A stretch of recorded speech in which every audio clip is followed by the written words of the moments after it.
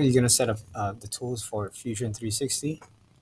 You're going to open up Fusion 360. Of course, you have to be logged in. And once you're on this, you're going to go to Design, and then you're going to go to Manufacturer. It might take a while, but just let it load. And you're looking for this icon, Tool Library. Click on that once. And here under Local, so if you don't have these, you should have it under Local. You're going to make a new folder that says My Tools for Sim.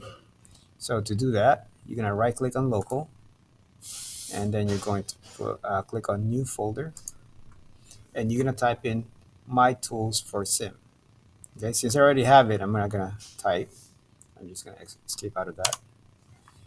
And we're going to load tools. And these are the tools that you want to load onto your folder. So to get to these tools, obviously you need to know you're looking for 1/8 flat end mill with this diameter and flute length and overall length. You're gonna go to milling tools, and you're gonna look for 1/8. So this is a 1/8 flat end mill. You're gonna click and hold and drag that into your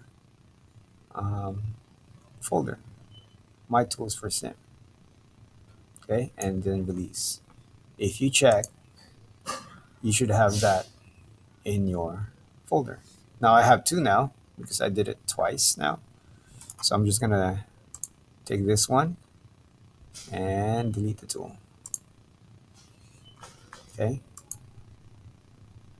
All right, confirm that. So now what you need to have are all these tools. So for you to do assignments, you got to make sure you have all these tools and make sure you get the right one, the correct one. So it has to look exactly like this. Now the last one will say 2 inches.